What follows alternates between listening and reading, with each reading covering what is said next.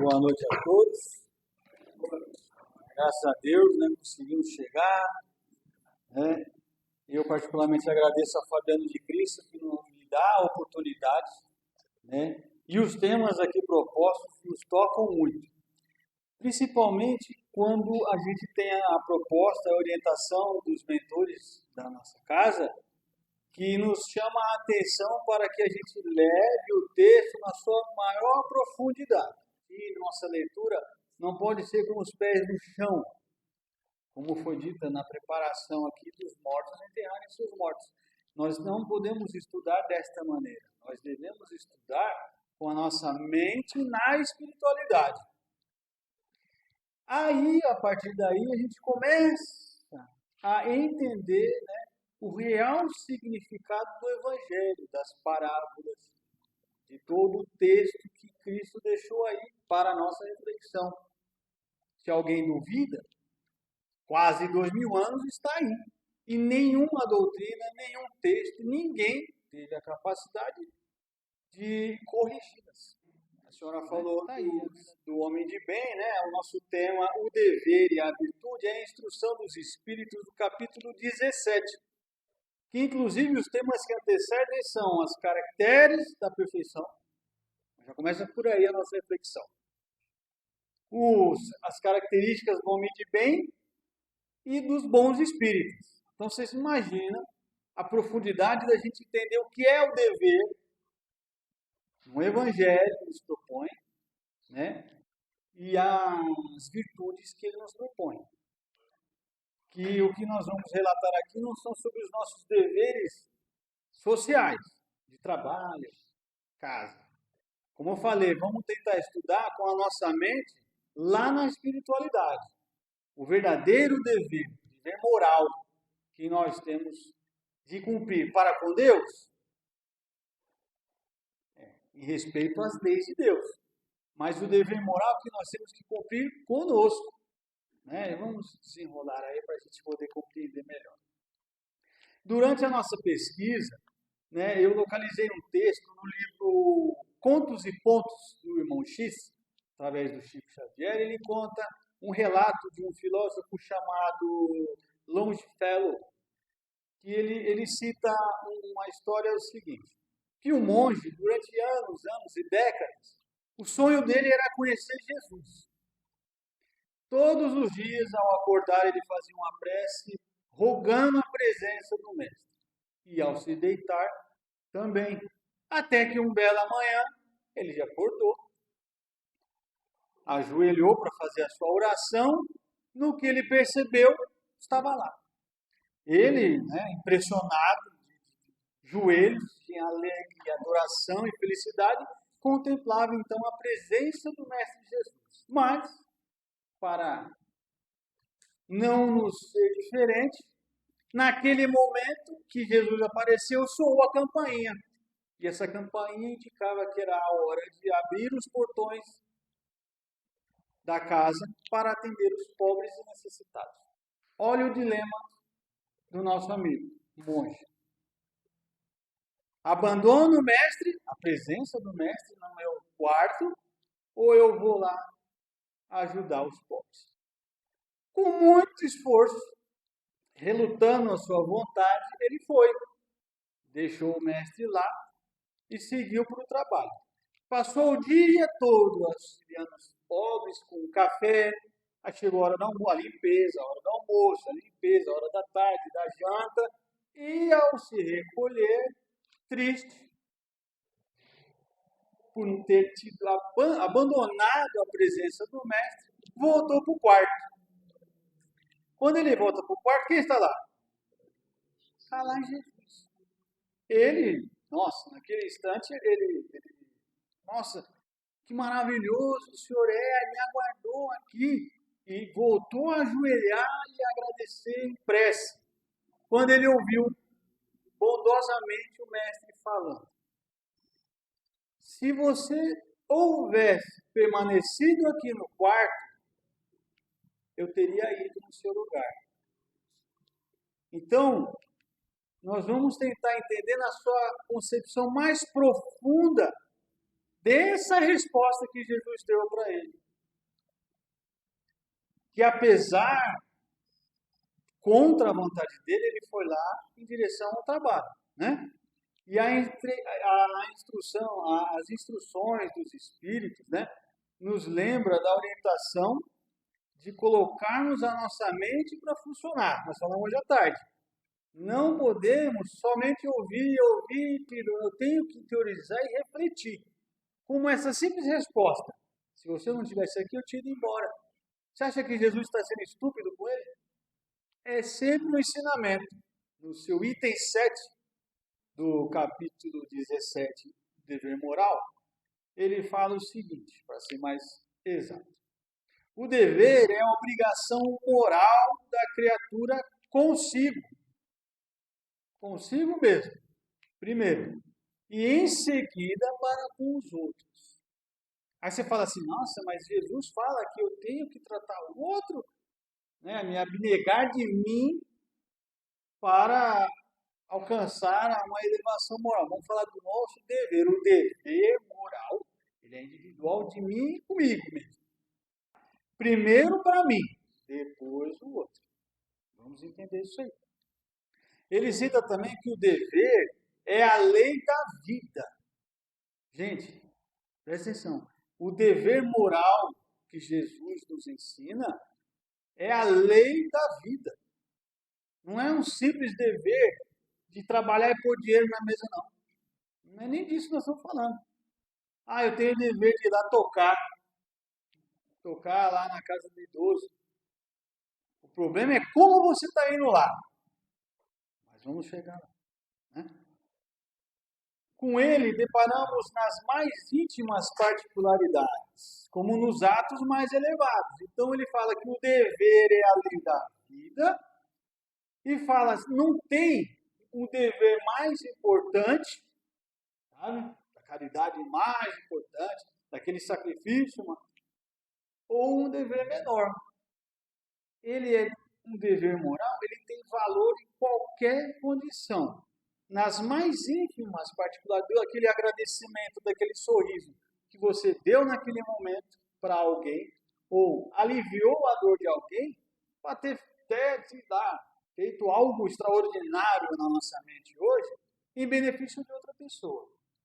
Não tem disparidade. É igual. Porque ele deixou bem claro. São 5 palavras. 5, 6. O dever é a lei da vida. Ponto. Ele não botou. O dever é a lei da vida. Mas, isso aqui vale pouco, isso aqui vale mais. Não é nada disso. O problema é que na ordem dos sentimentos, o dever é muito difícil de cumprir-se. Porque entra em contradição às nossas paixões. O dever moral. O dever do trabalho moral de ajudar, de fazer o bem, se torna difícil porque ele é antagonista às nossas paixões na Terra. Sempre em segundo plano, como foi dito aqui. Hoje não, está frio. Amanhã eu vou.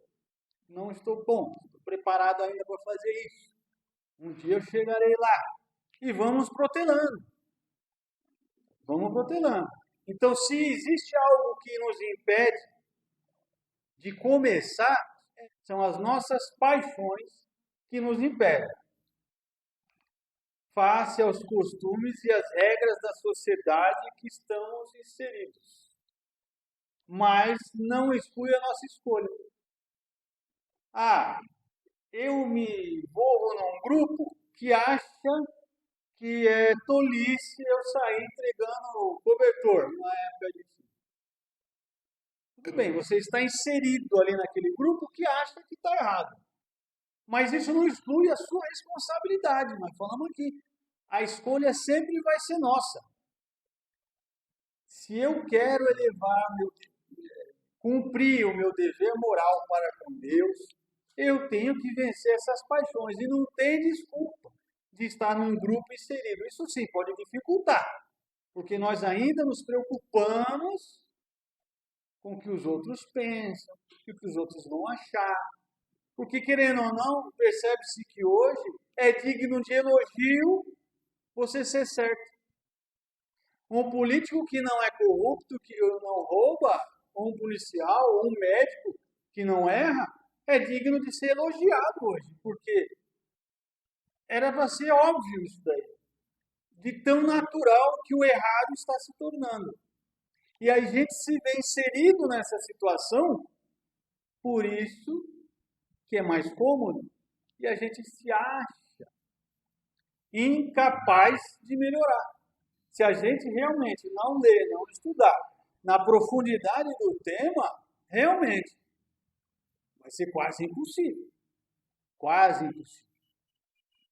Porque vamos chegar lá, cedo ou tarde. Como que a gente vai chegar, eu não sei. Há uma questão muito interessante que as pessoas relatam. Morro de medo da forma que eu vou morrer. Mas a pergunta tem que ser ao contrário. Fala, não, não é a forma, é como. Você tem que perguntar assim, como é que eu vou estar quando eu morrer? Esse é o... Porque nós não temos que pensar lá na frente, a mente? Se eu estiver pensando com o pé no chão na terra, aí eu vou falar, a minha preocupação é como eu vou morrer.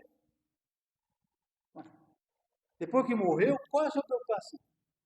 É como você vai estar naquele momento da sua morte. Mas voltando do dever moral. Exemplo, achei uma caneta, um lápis, em cima da mesa. Qual que é a regra social hoje imposta para a gente? Achado não é roubado. Né? Ah, eu achei, andando assim, achei uma carteira na rua. Né? Aqui dentro é óbvio. A gente vai falar, não, é de alguém.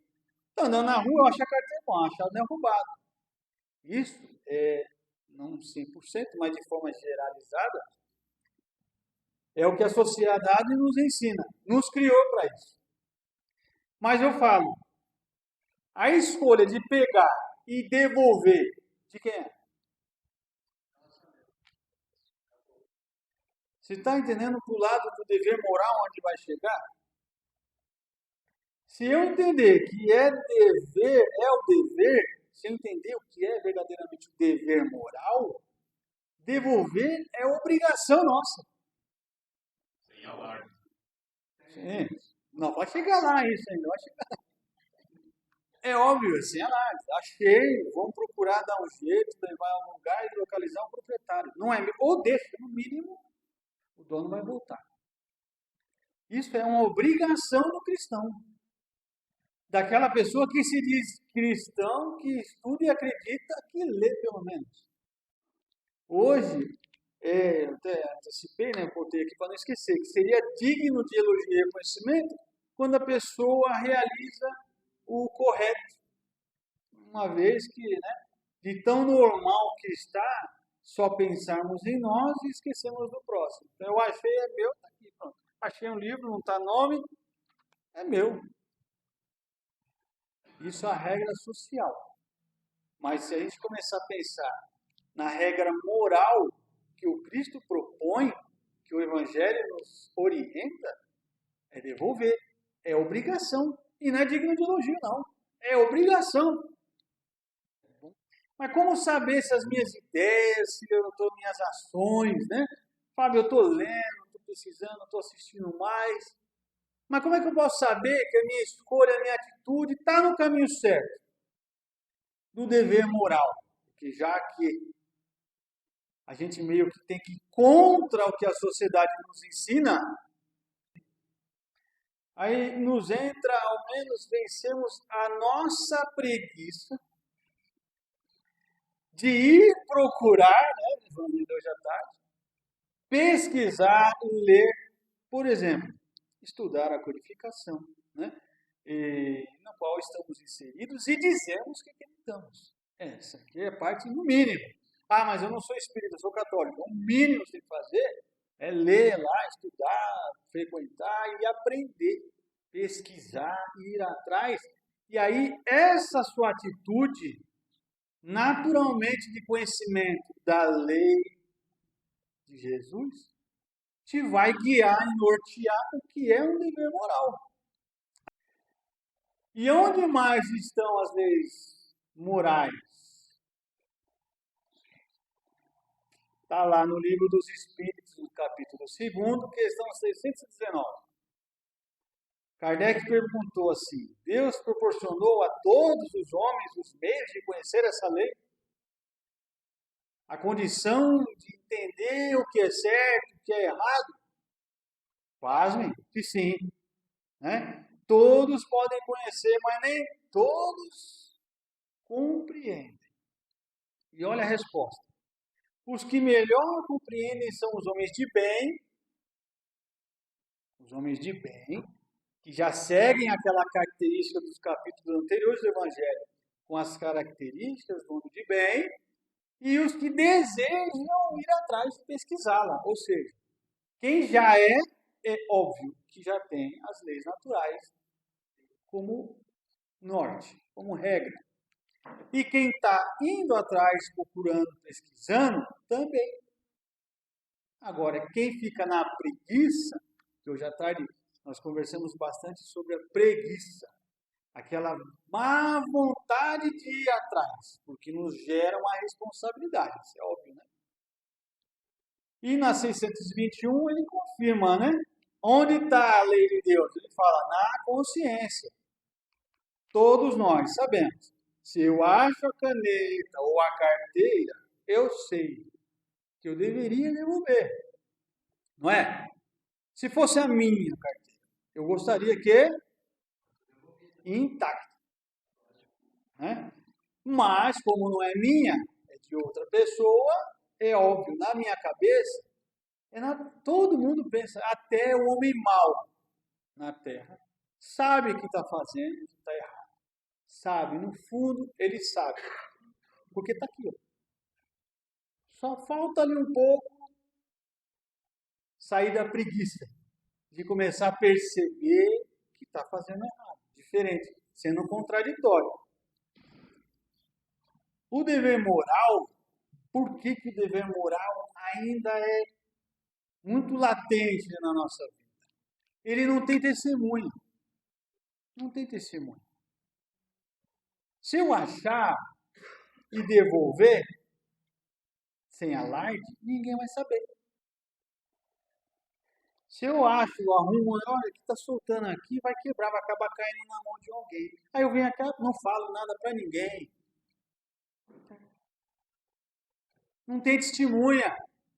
O dever moral, você fazer as coisas pelo bem, não tem testemunha.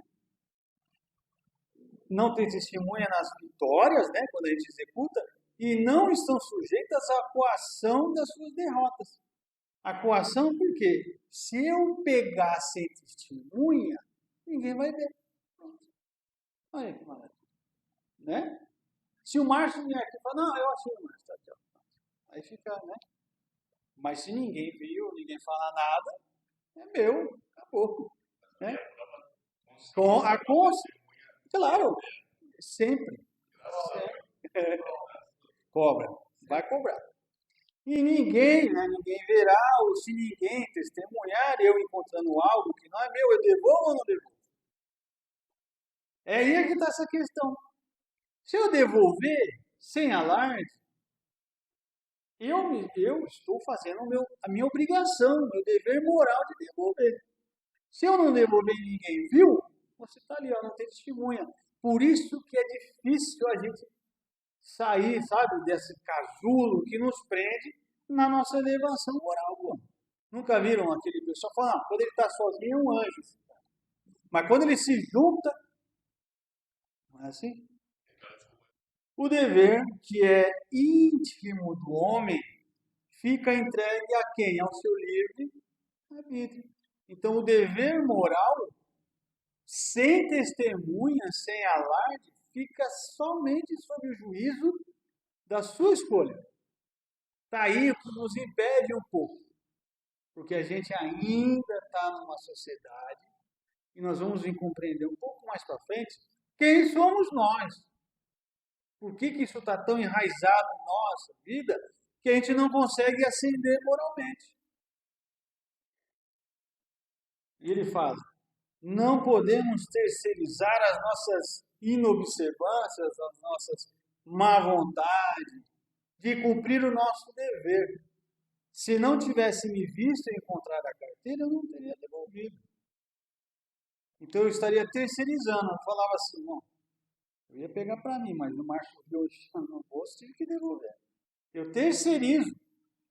Então você não está praticando dever moral nenhum, porque a nossa intenção é totalmente diferente. Olha como é complicado. Eu não vou falar que é difícil, não. Não é difícil. A gente tem que querer. Só isso. O estímulo da consciência, do nosso raciocínio, nos faz guardião da honestidade interior, né? E o adverte e sustenta. Então é a nossa, como vocês relataram aí, eu fazer ou deixar de fazer a minha obrigação moral, mesmo que ninguém viu, a nossa consciência que nos vai cobrar depois, que ela é guardiã da nossa honestidade. Nós é que às vezes vamos contra ela, contra as leis naturais que já estão na nossa mente, já estão latentes na nossa cabeça. Faz tempo.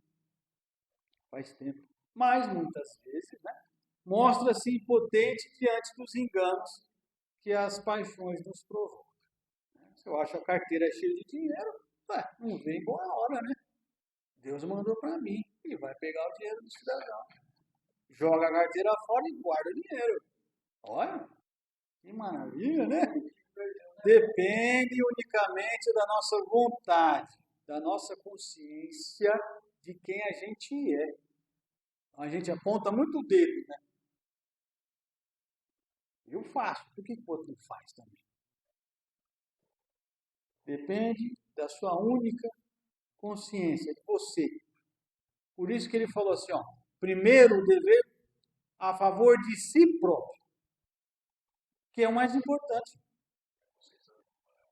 O demais é óbvio, exatamente. Quando você compreende o dever, você, é natural que você vai ser beneficiado as pessoas que estão à sua volta. Você pode ver que a aprovação, a tentação, né, de burlar a lei natural. E por isso eu falo que não é difícil. E mais adiante até vai citar. Porque existem pessoas que fazem isso. Então não é impossível. Por que a gente não pode fazer? Não é? Porque a gente não pode ficar nessa desculpa, nessa parede, é difícil. Porque acontece, existe. Mas se existe, é possível. Então por que eu não posso chegar lá? Não é possível que nós não temos um brilho na nossa cabeça, no nosso eu, de falar, não, eu quero crescer, eu quero ascender, eu preciso chegar nisso. Estou longe, mas preciso chegar. Não é possível que nós estamos de passeio, né? Chico fala, ninguém está de passeio aqui não, meu. Tem que sacudir, sai da preguiça. Bom, então, do dever moral, né, que a gente já entendeu que depende unicamente, né, da nossa vontade, né, da nossa consciência própria, o que infelizmente nos impede um pouco? O egoísmo. É a chaga de tudo. Né? Tá lá, Livro dos Espíritos, 913, Kardec explica. Os Espíritos esclarecem, né?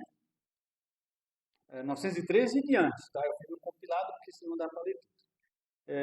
Vem nos explicar que do egoísmo derivam todos os males, todos os vícios, e não poderá ser vencido enquanto não atacarmos pela raiz. Tudo o que tem na Terra de mal que nos impede de elevar moralmente, de crescer, de ter no mínimo as virtudes do homem de bem, citado anteriormente, é o egoísmo. Não é? Se você pôr uma peneira e for funilando, vai cair o egoísmo. Pode por tudo, né? Vaidade, paixão, e tudo que vai filtrar vai calar, é o egoísmo. Esse é a principal, né? E se um dia tivermos realmente a coragem, isso é o Espírito falando, né? A força para tentarmos nos aproximar da perfeição moral, de colocarmos em prática, então, traduzindo, o nosso dever moral, devemos extirpar do coração todo o sentimento de egoísmo, que é incompatível com a justiça, o amor e a caridade. Então, o simples fato de eu pegar um lápis que não é meu, eu vou pegar para mim. É um ato egoísta meu, porque alguém perdeu, não é isso? Não é meu. Eu estou precisando, mas não é teu. Ponto. Já não é. Um lápis, uma carteira, um carro, uma casa, milhões, ou seja, a paz da outra pessoa, não tem nível. O lápis não é isso que eu falei no começo. Menos importante do que você roubar um sonho de uma pessoa, por exemplo. De um jovem que está querendo estudar, praticar um esporte, você fala, para, bobagem. Quer jogar vôlei aqui? Vôlei o quê? Você não vai jogar futebol que dá mais dinheiro. O sonho do rapaz, por exemplo, isso é uma forma de você exterminar o sonho de uma pessoa. Uma pessoa, não, quero ser advogado. Que advogado? Vai ser engenheiro, é melhor. Bom, será que ele, como advogado, ele não ia defender alguém, né? Tudo uma programação. Isso também é a gente, por egoísmo, né, tirar o sonho de uma pessoa. De estudar, de trabalhar, de ajudar, de compreender, né? Da gente ouvir. Nós não queremos ouvir, nós roubamos a possibilidade da pessoa se acalmar. Olha só a profundidade disso. Então, o dever moral nos faz refletir sobre tudo isso aí. Se é esse o princípio que eu quero para a minha vida, de crescer, de melhorar, tem que refletir bastante. Nós sabemos muito bem que é possível, porque existem esse tipo, e o egoísmo, né? Ele está falando que é possível. Existiu, existem, existiu e existirá homens livres do egoísmo e praticando a caridade na Terra. Nós tivemos ícones que já passaram na Terra, temos hoje, mas os verdadeiros homens de bem que praticam a caridade do bem não têm a divulgação. Nós não fica sabendo, porque eles sabem exatamente, essas pessoas, né, que sabem exatamente a principal função do homem de bem. Cumprem o seu dever moral sem estardalhaço, sem querer aparecer, sem ficar postando no Instagram, no YouTube, que está ajudando, doando e dando dinheiro. Essas coisas que a gente vê aí, né? Segundo os Espíritos, né, nos esclarecem, existe em maior número do que a gente supõe imaginar. Mas pouco conhecemos, porque eles entram na virtude de não se preocuparem em se aparecer. Olha como nós estamos pertinho disso daí. A ponto da gente elogiar e se achar digno de elogio quando eu aperto um parafuso. Ó, você não viu, mas eu aqui tá caindo ali, eu arrumei pra você, viu? Pronto. Já estragou tudo o que você fez. A gente não tem esse costume? Não sei se a gente foi criado assim, ou se a gente veio do passado com essa necessidade de provar que eu sou bom. Sendo que só para uma pessoa não, só um ser, que a gente tem que mostrar que a gente realmente é. Que é Deus, né? Como a Alice falou, Deus vê. Não adianta fingir. Ou você é ou você não é. E quando desencarnar, você vai ser o que você é. Não é o que você... A questão do medo da morte. Todo mundo sabe do seu íntimo. E ali as máscaras caem. Nós temos que guardar bem essa palavra virtude, que ela é uma qualidade do ser. Ou qualidades, né? Do ser. A 916, o egoísmo, longe de diminuir, cresce com a civilização, que parece exercitá-lo e se entreter com o egoísmo, né? Como poderá a causa destruir o efeito? Quando os homens se tiverem despido do egoísmo que os domina, será a predominância da vida moral sobre a vida material, com a compreensão que o Espiritismo nos direciona para o nosso real estado de futuro, e estaremos libertos de fantasias, e viveremos como irmãos. Então, quando eu começar a entender que o simples fato de eu pegar isso aqui, que não é meu, já é egoísmo, quando eu entender que isso, ou uma casa, um carro, tudo é egoísmo, que não é meu, que eu estou subtraindo, nós estaremos concorrendo e entendendo que a pessoa que perdeu é um irmão. É ou não é? Que o monge, escolheu em ir atender o pobre, foi isso. Ele se abdicou da presença do mestre, e, apesar de estar vencendo o que ele gostaria, o que ele sabia, que o seu dever moral era para com o necessitado, com o próximo. Ele enxergava assim, o próximo como um irmão. Quando o monge fez de abdicar a presença do mestre, né, para cumprir o seu trabalho, de fazer a sua obrigação moral, que ele já entendia como a mais importante, ele enxergava a figura de Jesus naquele pobre necessitado. Então, quando eu começo a entender o que eu tenho que fazer para me elevar moralmente, em prol da necessidade, em respeitar o dono disso aqui, eu estou indo de encontro à pessoa que a gente mais deseja ser recebido na espiritualidade, né? Claro que não vamos, mas a gente não é não, eu sou isso, eu acredito nisso. Jesus me quer, ele me protege, eu amo Jesus. Então você quer se aproximar dele? Foi assim que você tem que fazer. Não tem outra. Lembra que eu falei que eu não, tá na doutrina, né? Que o dever moral é a lei da vida. Então, se eu quero ascender, melhorar, crescer, estar bem quando eu chegar do outro lado, não tem outra maneira. Eu tenho que iniciar a prática da caridade, pôr em prática o meu dever moral, que é fazer o bem, extirpar o egoísmo, não é isso? Estudar, procurar, pesquisar e evoluir. É a única forma de eu um dia cogitar a possibilidade de ser digno da presença, né, do Mestre Jesus. Senão ficamos no antagonismo. Queremos e nunca poderemos. Como a gente está aí, ó, quase 2000 anos, com todo esse cabedal de informação na mão e ainda resistentes em compreender o que é a nossa dever moral. E onde termina? Onde começa, onde termina, né? O nosso trabalho, nossa intenção de fazer o bem. Bom, principia para cada um de nós exatamente no ponto em que ameaçamos a felicidade do outro. Ameaçamos ou proporcionamos. Então eu tenho a regra para a minha vida, a prática para o meu bem. E eu não posso ultrapassar nada que ofenda, que agride, que prejudique o terceiro. Tudo bem até aí? Não é isso? E acaba no limite que não desejamos para conosco. Ou seja, na sexta-feira passada, lembra que a gente falou a reflexão? Quando eu achar que estou no nível bom, eu posso ir além?